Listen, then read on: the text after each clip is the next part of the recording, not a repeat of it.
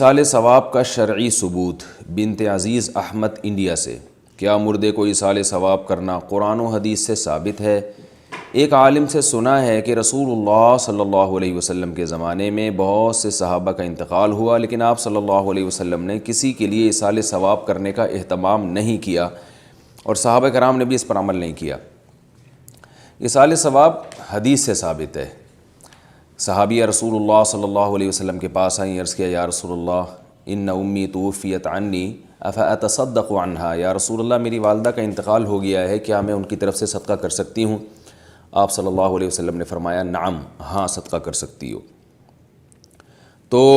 اس سے پتہ چلتا ہے کہ میت کے لیے صدقہ کیا جا سکتا ہے۔ بعض علماء، خاص طور پر جو ہمارے جو اہل حدیث مکتبہ فکر کے علماء ہیں، وہ اس حدیث پر یہ اشکال کرتے ہیں اور یہ کہتے ہیں کہ جتنی بات حدیث سے ثابت ہے ہم اتنے پر عمل کریں گے، جس چیز کا حدیث میں ذکر نہیں ہے ہم اس پہ فتویٰ نہیں دے سکتے۔ صدقے کا تو تذکرہ ملتا ہے، لیکن قرآن پڑھنا اور میت کے لیے نماز پڑھنا یا باقی نیکیوں کا حدیث میں کہیں بھی تذکرہ نہیں ہے، لہذا قرآن پڑھ کے ایصال ثواب یہ گویا بدعت عمل ہے، کیونکہ حدیث سے ثابت نہیں ہے۔ تو میری چونکہ خود اہل حدیث علماء سے بھی بات چیت ہوتی رہتی ہے، تو انتہائی احترام کے ساتھ میں ان سے یہ بات عرض کرتا ہوں کہ قرآن و حدیث میں جب کوئی عدد بیان کیا جائے کہ یعنی کسی خاص چیز کا ذکر کیا جائے، تو اس پر امت کا اجماع ہے کہ وہ خاص چیز مراد نہیں ہوتی جب تک کہ اس کی خصوصیت کی دلیل نہ ہو، اس سے مراد عموم ہوتا ہے۔ جیسے حدیث میں 6 چیزوں کے بارے میں آتا ہے کہ ان میں یہ سودی ہیں، 6 چیزیں آتی ہیں، الحنطۃ بالحنطہ والشعیر بالشعیر، کہ جو کے بدلے میں جو، گندم کے بدلے میں گندم، اور چونے کے بدلے میں چونا، اس طرح کی روایتیں ہیں۔ والذہب بالذہب، سونے کے بدلے میں سونا، چاندی کے بدلے میں چاندی۔ تو 6 چیزوں کے بارے میں حدیث میں آتا ہے کہ ان کو جب آپس میں بیچا جائے گا تو برابر سرابر بیچا جائے گا، ذرا سا بھی ایک طرف اضافہ ہو گیا تو وہ سود ہے۔ تو چاروں ائمہ اس پر متفق ہیں کہ یہ 6 چیزوں میں انحصار نہیں ہے، بلکہ جو چیزیں بھی ان 6 چیزوں جیسی ہوں گی ان میں بھی ربا کا تحقق ہوگا۔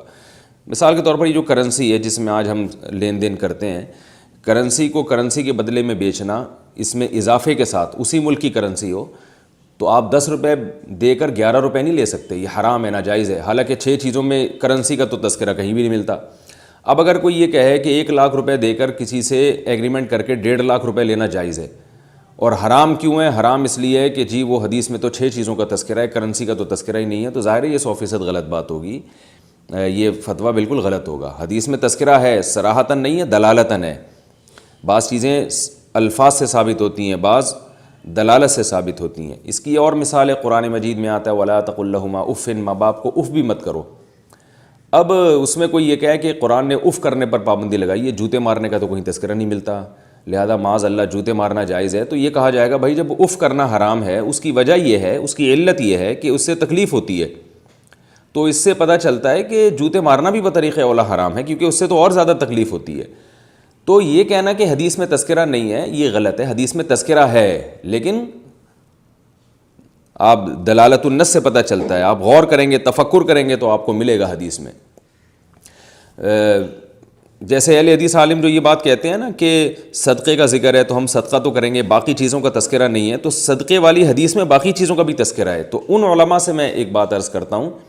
کہ حدیث میں آتا ہے رسول اللہ صلی اللہ علیہ وسلم نے فرمایا کل لہو باطل الا ثلاث، ہر قسم کا کھیل باطل ہے، غلط ہے، ناجائز ہے، سوائے 3 کھیلوں کے۔ اس میں ملاعبۃ الرجل اہلہا، زوجہ سے دل لگی کرنا، اور گھڑ سواری اور تیر اندازی، یہ 3 چیزیں آپ صلی اللہ علیہ وسلم نے بتائیں۔ تو کیا آپ بتائیں کہ کیا ان 3 چیزوں کے علاوہ تمام کھیل حرام ہو گئے؟ کرکٹ کھیلنا بھی حرام ہو گیا، فٹ بال کھیلنا بھی حرام ہو گیا، اور اگر کوئی یہ دلیل دے کہ کرکٹ کھیلنا بھی حرام ہے، فٹ بال کھیلنا بھی حرام ہے، بیڈمنٹن کھیلنا بھی حرام ہے، اور دلیل یہ دے کہ حدیث میں صرف 3 چیزوں کا تذکرہ ہے، تیر اندازی، گھڑ سواری اور زوجہ کے ساتھ دل لگی، تو جب 3 چیزوں کا تذکرہ ہے تو چوتھی چیز اگر کوئی کہے گا کہ وہ حلال ہے تو اپنی طرف سے وہ حلال کر رہا ہے، اور قرآن میں آتا ہے کہ اپنی طرف سے چیزوں کو حلال و حرام مت کرو، تو قرآن کی آیتیں تو بہت پڑھ لی جائیں گی، لیکن یہ آیتیں غلط جگہ پڑھی جا رہی ہیں، یہ ان کا موقع نہیں ہے۔ اس لیے کہ علماء یہ کہتے ہیں کہ حدیث میں جب 3 چیزوں کو، 3 کھیلوں کو حلال کر دیا تو اس کی وجہ دیکھی جائے گی، علت دیکھی جائے گی کہ علت کیا ہے جس کی وجہ سے ان 3 کھیلوں کو حلال قرار دیا ہے۔ وہ علت ہے کہ ان 3 کھیلوں میں فائدہ ہے، جسمانی فائدہ بھی ہے، روحانی فائدہ بھی ہے، اور جہاد میں کام بھی آ سکتے ہیں، تو پتہ یہ چلا کہ ہر وہ کھیل جس میں کوئی جسمانی ایکٹیویٹی ہو، جسمانی فائدہ ہو، یا اس کو کسی بھی لحاظ سے صحت سے فائدہ ہو رہا ہو، تو وہ کھیل جائز ہوگا اسلام میں۔ تو اس میں فٹ بال بھی آ گیا کہ آپ ظاہر ہے فٹ بال کھیلتے کھیلتے آدمی خود فٹ بال بن جاتا ہے، اتنی اس میں ایکسرسائز ہوتی ہے، اور بیڈمنٹن بھی آ گیا، اس میں بھی ایکسرسائز ہوتی ہے۔ تو کوئی بھی کھیل اچھی نیت سے کھیلا جائے گا وہ جائز ہوگا۔ اب اس میں یہ حدیث کا مطالبہ کرنا کہ 3 چیزیں تو حدیث میں آتی ہیں، چوتھی چیز انہوں نے اپنی طرف سے نکال لی ہے، تو یہ غلط مطالبہ ہوگا۔ تو اب اس طرح سے یہ سمجھیں کہ جب حدیث میں یہ آ گیا کہ صحابیہ رسول اللہ صلی اللہ علیہ وسلم سے پوچھ رہی ہیں کہ میں اپنی ماں کی طرف سے صدقہ کر سکتی ہوں، آپ نے فرمایا ہاں، تو اس سے صدقہ ایک نیکی ہے۔ نیکی اس سے یہ پتہ چلتا ہے کہ مرنے کے بعد مرنے والے کے عمل کا دروازہ تو بند ہو گیا، لیکن جو بعد میں جو لوگ ہیں نا وہ میت کے لیے نیکی کر سکتے ہیں۔ صدقہ ایک نیکی ہے، تو ایک مثال دی جا رہی ہے صدقے کے ذریعے کہ جیسے ایک یہ نیکی جائز ہے، تو اس سے صاف پتہ چلتا ہے کہ کوئی بھی نیکی جائز ہے۔ صدقے کا ثواب اس لیے نہیں پہنچ رہا کہ وہ صدقہ ہے، بلکہ اس لیے پہنچ رہا ہے کہ وہ نیکی ہے۔ حدیث میں جو کھیلنے کا تذکرہ آتا ہے کہ گھڑ سواری جائز ہے، تو اس لیے نہیں کہ وہ گھوڑے پہ بیٹھ کے دوڑ رہے ہیں، بلکہ اس لیے کہ مفید کھیل ہے، تو جو بھی مفید کھیل ہوگا وہ بھی جائز ہوگا۔ تو اسی طرح یاد رکھیں کہ صدقہ جائز ہے اس لیے کہ وہ نیکی ہے، تو جو بھی نیکی ہوگی وہ جائز ہوگی۔ تو اس لیے اس میں تلاوت بھی آئے گی، اور کوئی بھی نیکی کا کام کیا جا سکتا ہے میت کے لیے۔ اور یہ جو حدیث میں آتا ہے کہ اذا مات ابن آدم انقطع عملہ الا من ثلاث، کہ جب انسان کی موت واقع ہوتی ہے تو اس کا عمل ختم ہو جاتا ہے سوائے 3 چیزوں کے۔ ان 3 چیزوں میں آپ صلی اللہ علیہ وسلم نے تذکرہ کیا، صدقۃ جاریہ او ولد صالح یدعو له او علم ينتفع به، کہ 3 چیزیں جاری رہتی ہیں، صدقہ جاریہ، اور وہ علم جس سے لوگ فائدہ اٹھائیں، اور نیک اولاد جو اس کے لیے دعا کرے۔ تو بعض اہل حدیث علماء سے میں نے یہ سنا ہے، وہ یہ کہتے ہیں کہ بھئی یہاں بھی صرف 3 چیزوں کا تذکرہ ہے، چوتھی چیز کوئی نہیں ہے۔ تو یہ بھی یاد رکھیں، ان 3 چیزوں میں اشارہ دے دیا نبی صلی اللہ علیہ وسلم نے کہ جو بھی ان 3 کی طرح ہوں گی ان کا بھی یہی حکم ہے۔ تو صدقہ جاریہ میت کر کے جاتی ہے اور اس کا ثواب میت کو ملتا ہے۔ اسی طرح علم جو میت نے چھوڑا اس کا ثواب، اور اولاد۔ اب آپ مجھے بتائیں، اولاد جو دعا کرے گی میت کے لیے اس کا ثواب میت کو پہنچے گا، تو اس سے پتہ چلتا ہے کہ انقطع عملہ، میت کا جو اپنا عمل ہے، اپنا عمل، اس عمل میں اولاد بھی داخل ہے، وہ منقطع ہو جاتا ہے سوائے 3 چیزوں کے۔ تو کسی دوسرے کا عمل بھی میت کے لیے منقطع ہو جاتا ہے، اس کا حدیث میں تذکرہ نہیں ملتا، بلکہ دوسری حدیث میں ملتا ہے کہ وہ جاری رہتا ہے۔ تو جیسے نبی صلی اللہ علیہ وسلم قیامت کے دن شفاعت کریں گے، یا کسی کے دنیا سے جانے کے بعد جو لوگ اس کے لیے دعا کرتے ہیں۔ اب دیکھیں حدیث کے ظاہر کو اگر لینا ہے نا، تو حدیث میں تو آتا ہے کہ میت کی اولاد جو میت کے لیے دعا کرے وہ فائدہ ہوتا ہے۔ تو کیا مطلب کوئی اور دعا کرے گا تو فائدہ نہیں ہوگا؟ اس سے صاف پتہ چلتا ہے کہ جو 3 چیزیں حدیث میں بیان ہو رہی ہیں، 3 میں مقصد حصر نہیں ہے، کہ انحصار نہیں ہے کہ یہی 3، اس کے علاوہ بھی ہیں بہت ساری۔ تو یہ تو 3 سے تو آپ صلی اللہ علیہ وسلم نے اشارہ کر دیا۔ تو اس لیے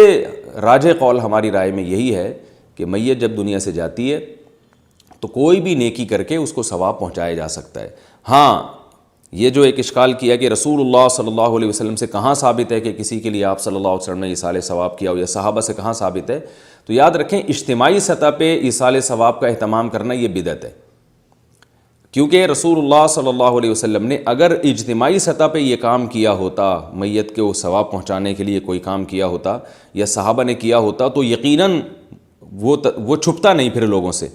تو اسی وجہ سے ہم یہ کہتے ہیں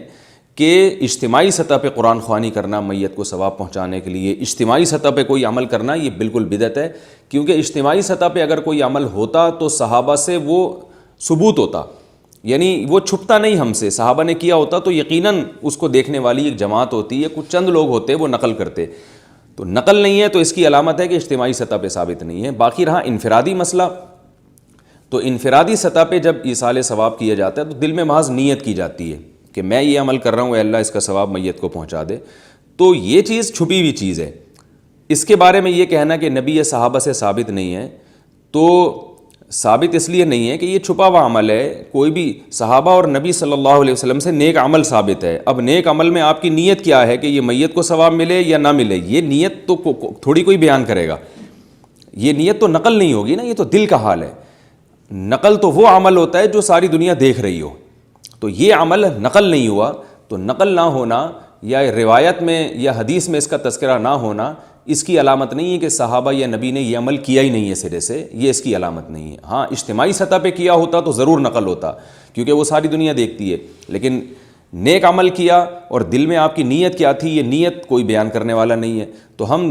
نبی کی دوسری حدیث دیکھتے ہیں جس میں آپ صلی اللہ علیہ وسلم نے صحابیہ کو اجازت دی ہے کہ میت کی طرف سے صدقہ کر لیا کرو، تو اس صراحت کے بعد ہمارے پاس مزید کسی دلیل کی ہمیں ضرورت نہیں ہے۔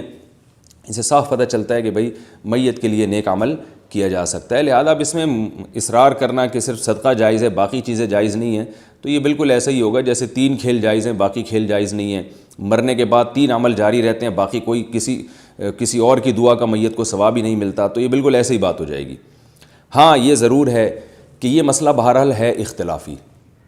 بعض فقہا مجتہدین میں سے اس کے بھی قائل ہیں کہ صدقات و خیرات کے علاوہ کسی اور چیز کا ثواب نہیں ملتا، اور جو مسئلہ اختلافی ہو اس میں تشدد جائز نہیں ہے۔ احناف نے یہ والی رائے لی ہے کہ ہر قسم کی نیکی کا ثواب میت کو پہنچایا جا سکتا ہے، اور احناف نے جو امام حنیفہ کے جو فالوورز ہیں انہوں نے یہ رائے اس لیے اس کو فالو کیا ہے 2 وجہ سے۔ ایک تو یہ کہ دلائل کے لحاظ سے یہ رائے مضبوط ہے، جیسے کہ میں نے ابھی آپ کے سامنے دلائل پیش کیے۔ دوسرا اس لیے بھی کہ اس میں اللہ کی رحمت کو ایک وسعت دی گئی ہے۔ اگر ہم کہتے ہیں کہ صرف صدقہ جائز ہے، اس کا ثواب پہنچانا جائز ہے، باقی کسی چیز کا جائز نہیں ہے، تو نتیجہ کیا نکلے گا کہ آپ اللہ کی رحمت کو محدود کر رہے ہیں کہ بھئی میت جو دنیا سے چلی گئی بس اس کو اب صدقے کا ثواب ہی مل سکتا ہے باقی نہیں مل سکتا۔ تو دونوں طرف اگر دلائل دیکھے جائیں تو ہم ان دلائل کو ترجیح دیں گے جس میں ہمیں اللہ کی رحمت کا عنصر زیادہ نظر آ رہا ہے، کیونکہ اللہ تعالیٰ جگہ جگہ اپنے آپ کو رحمان کہتا ہے، رحیم کہتا ہے، مسلمانوں پر خاص طور پر رحم کرنے والا ہے، تو اس میں میت کو فائدہ زیادہ ہے اگر اس قول کو لیا جائے، کیونکہ صدقہ و خیرات بھی لوگ کریں گے اور ساتھ ساتھ جو نیکی ان کو توفیق ہوگی میت کے لیے کریں گے، تو اس میں جا کیا رہا ہے، یعنی مطلب ہے کہ اس سے نیکی کو فروغ ہو رہا ہے نا معاشرے میں، اور معاشرے میں بھلائی کو پروموٹ کیا جا رہا ہے۔ تو یہ شریعت کی حکمت اور مصلحت کے عین مطابق ہے یہ چیز کہ لوگ کسی بھی بہانے بھلائی کی طرف آئیں، چلو اپنے لیے نہیں کرتے تو میتی کے لیے کر لیں نیکی، کسی بہانے بھی معاشرے میں نیکی کو فروغ تو ہوگا نا، نیکی پروموٹ ہوگی، تو اس لیے احناف نے اس رائے کو ترجیح دی ہے۔ اور دوسری رائے کالعدم نہیں ہے، یعنی ہم یہ نہیں کہتے کہ وہ 100% قرآن و سنت کے منافی ہے، کیونکہ بہرحال یہ بھی ایک بات ہے کہ صحابہ کرام سے صراحتاً منقول نہیں ہے کہ انہوں نے میت کے لیے کوئی ثواب کا پہنچانے کا اہتمام کیا ہو، صراحتاً ثابت نہیں ہے، اور جو ہے اس ثابت نہ ہونے کی وجہ میں نے آپ کو بتا دی ہے۔ تو دونوں طرف آ رہا ہیں علماء کی،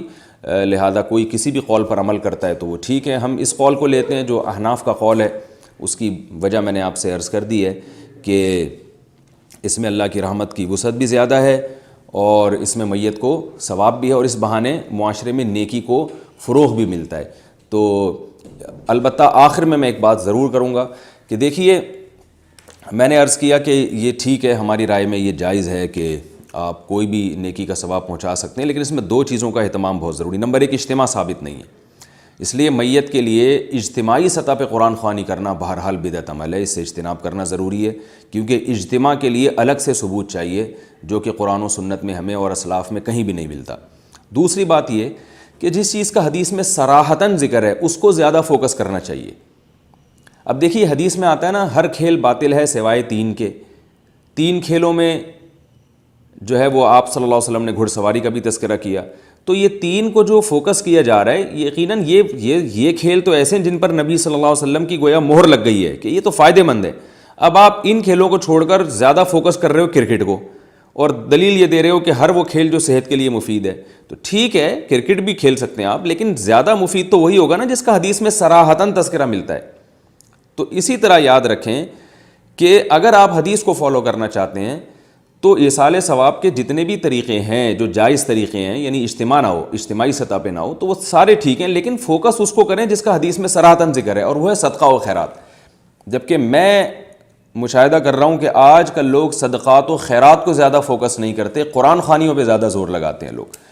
تو اس لیے فوکس اسی کو کرنا چاہیے جس کا حدیث میں صراحتاً تذکرہ ملتا ہے، اور وہ صدقات و خیرات ہے۔ تو جب کسی کا انتقال ہو جائے تو میت کے لیے صدقہ کا اہتمام کرنا چاہیے، چپکے سے غریبوں کو کھانا کھلا دیں، یا چپکے سے کسی کی مدد کر دیں، یا صدقہ جاریہ کا اہتمام کریں، میت کے لیے کنواں کھدوا دیں، مسجد بنوا دیں، مدرسہ بنوا دیں، یا کسی یتیم کی کفالت کر لیں۔ تو اس طرح کے جو کام ہیں وہ کر لیں تو انشاءاللہ اس میں ثواب زیادہ ہوگا۔ بات موضوع مکمل ہو جائے تو اس لیے میں 2 باتیں اور یہاں کہوں گا کہ یہ جو ہم میت کو ثواب پہنچاتے ہیں، چاہے صدقات و خیرات کی شکل میں ہو یا کسی بھی شکل میں، تو یہ صدقات و خیرات کا جو ثواب ہے تقسیم ہو کر پہنچتا ہے یا سب کو برابر پہنچتا ہے؟ مثال کے طور پر میں نے 100 روپے صدقہ کیے، مثال خیر اچھی دینی چاہیے، میں نے 1 لاکھ روپے صدقہ کیے فرض کریں، تو 1 لاکھ روپے صدقے میں نے یہ نیت کی کہ میرے والد کو ثواب پہنچے، تو اب اس میں علماء کی 2 رائے ہیں۔ بعض علماء کہتے ہیں کہ اب اس کا ثواب آپ کو نہیں ملے گا، صرف آپ کے والد کو ملے گا۔ آپ کو والد پر احسان کا ثواب تو ملے گا، لیکن صدقے کا ثواب چونکہ آپ نے والد کے لیے کر دیا تو صدقے کا ثواب پورا والد صاحب کو پہنچے گا۔ اگر آپ نے 100 روپے صدقہ کیے اور دل میں نیت کر لی والد اور والدین دونوں کے لیے، تو 50 روپے صدقے کا ثواب والد صاحب کو، پھر وہی 100 روپے کی مثال آ گئی، 1 لاکھ کی ٹھیک تھی، تو 1 لاکھ روپے آپ نے صدقہ کیے، 50,000 والد کو، 50,000 والدہ کو۔ تو اب کیا ہوگا کہ یعنی بعض علماء کی رائے یہ کہ یہ ثواب تقسیم ہو جائے گا، ڈیوائڈ ہو جائے گا، 1 لاکھ دونوں کے لیے صدقہ کیے تو 50 والد کے لیے ہو جائیں گے، 50 والدہ کے لیے۔ اور بعض علماء کی رائے یہ ہے کہ نہیں، جتنے پیسے آپ صدقہ کر رہے ہیں سب کو برابر ثواب ملے گا، آپ کو بھی 1 لاکھ کا ثواب ملے گا کہ 1 لاکھ روپے آپ نے صدقہ کیا، اور اس کا ثواب والد صاحب کو بھی ملے گا، اور 1 لاکھ ہی کا ثواب والدہ کو بھی ملے گا۔ تو یہ دونوں رائے ہیں علماء کی۔ دلائل کے لحاظ سے جو پہلی رائے ہے وہ زیادہ مضبوط ہے کہ ثواب تقسیم ہوتا ہے دلائل کی روح سے، کیونکہ جب افاتصدق عنہا حدیث کے الفاظ ہے کہ کیا میں ماں کی طرف سے صدقہ کروں، تو اس سے صاف پتہ چل رہا ہے کہ وہ ماں کی طرف سے ہو رہا ہے، پھر اپنی طرف سے نہیں ہو رہا، تو اپنی طرف سے ماں کی خدمت کا ثواب تو ملے گا، صدقہ پھر ماں کی طرف سے ہو جائے گا۔ تو اس حدیث کے ظاہر سے یہی پتہ چلتا ہے کہ ثواب ڈیوائیڈ ہو کے پہنچتا ہے، تقسیم ہوتا ہے۔ اور لیکن بعض علماء اس کے قائل ہیں کہ اللہ کی رحمت سے کیا بعید ہے کہ بھائی آپ کو بھی پورا ثواب دے دے اور جو ہے وہ سب کو پورا ثواب دے دے، تو فتویٰ اس دوسرے قول پہ دیا جاتا ہے کیونکہ اس میں اللہ کی رحمت سے اچھی امید لگائی جاتی ہے۔ دلائل کے لحاظ سے پہلا قول زیادہ قوی ہے۔